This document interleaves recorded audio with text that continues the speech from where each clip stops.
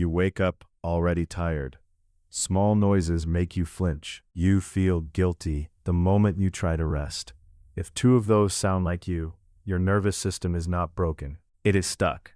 Stuck in a mode your body was designed to enter for minutes at a time, not years. Today, I am going to walk you through 7 signs that your nervous system is stuck in survival mode.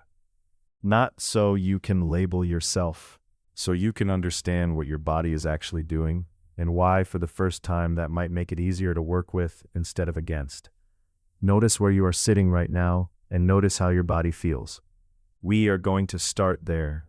You have probably been told that this feeling is anxiety, or that it is burnout, or that you are just wound up from work, or wired differently, or that this is what being an adult is supposed to feel like.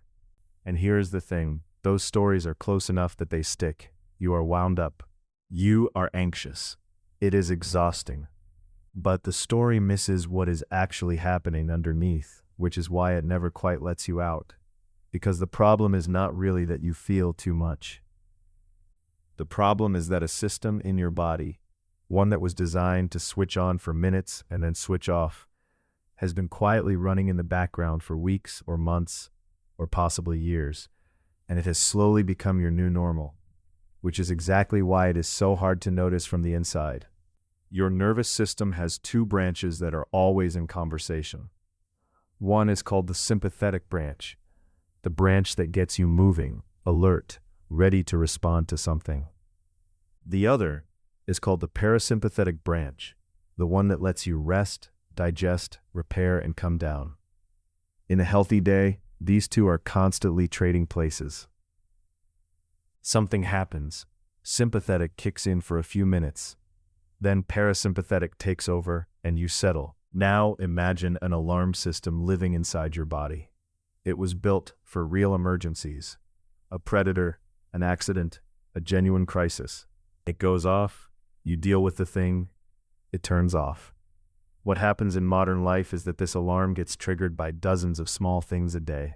An email, a notification, a difficult conversation, a headline, an unpaid bill, and at some point, it stops fully turning off. It just quietly stays on. That is what survival mode is. And once you know what it looks like, you can see it everywhere in the body. So here are 7 signs the alarm has not turned off. As we go, notice which ones you recognize. You do not need all of them. 2 or 3 is already a real signal. The first sign is waking up already tired. Not tired because you slept badly, tired the moment your eyes open, before you have done anything. Research on what is called the cortisol awakening response has shown that in people under chronic stress and burnout, the normal morning rise in cortisol becomes blunted or flat. Cortisol is what is supposed to help you feel awake and ready in the morning. When the system has been running too long, it stops rising properly. You wake up with no gas in the tank. The second sign is that your startle response is turned way up. A door closes hard and you jump. The phone buzzes and you feel it in your chest. Someone walks up behind you and your whole body reacts before you can think. This is because a part of your brain called the amygdala, the part that scans for threat, has been stuck on high alert. Studies of chronic hypervigilance show that when the threat system stays activated, even small, harmless inputs get treated like they might matter. The third sign is that you feel guilty when you rest. You sit down and something inside you says, get up. You take a day off and you feel restless, almost anxious. This is not a personality flaw. Your sympathetic branch has been running the show for so long that the parasympathetic state, being off, being still, starts to feel unfamiliar to your body. Slowing down feels wrong because the system does not remember it is safe.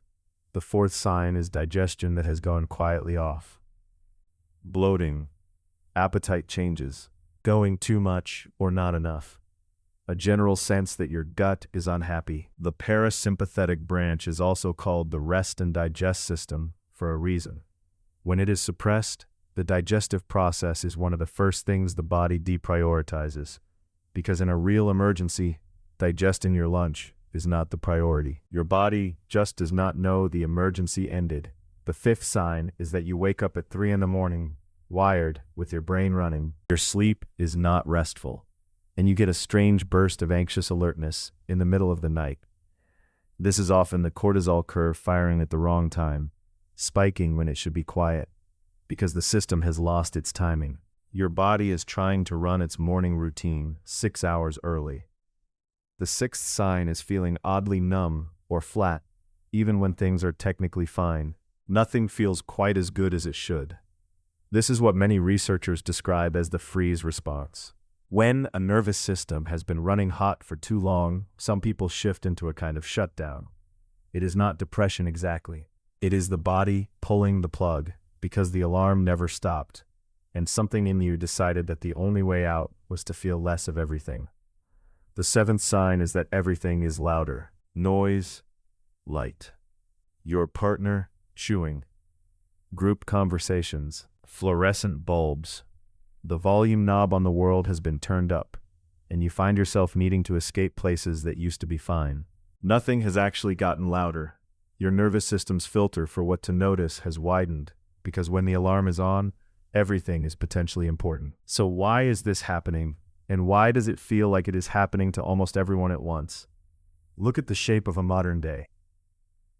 You wake up and reach for your phone before your eyes have fully adjusted to the light.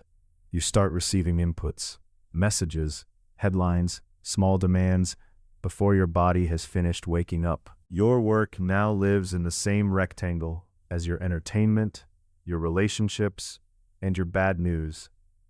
You sit for most of the day. You barely see natural light in the first hour of being awake. You eat while working. You end the day scrolling in bed under artificial light. Nothing here is dramatic. There is no tiger. There is just an endless, low-level, unpredictable stream of things asking your body to react. And your body, doing exactly what it was built to do, keeps the alarm on.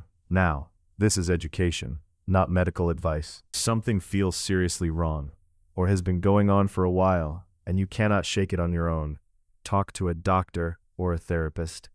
What follows are things the research suggests can help shift the nervous system out of survival mode over time.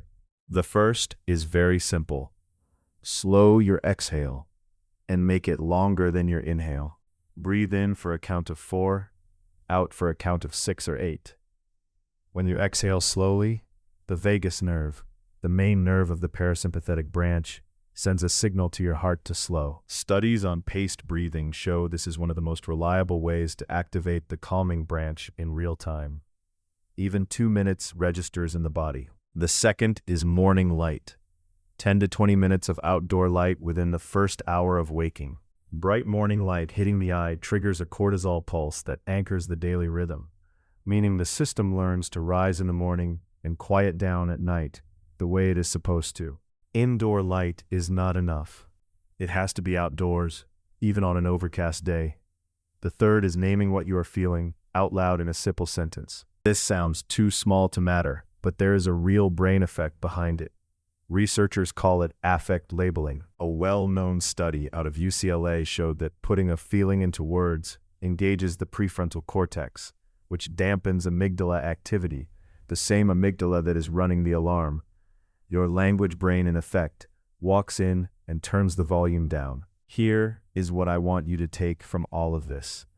Your nervous system is not broken. It is doing exactly what it was designed to do. The problem is not you.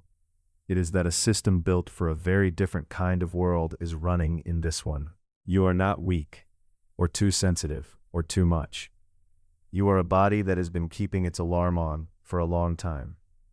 Every one of the 7 signs we walked through is that body still doing its job, just for far longer than it was ever supposed to. If any of them landed for you, tell me in the comments which one you notice most.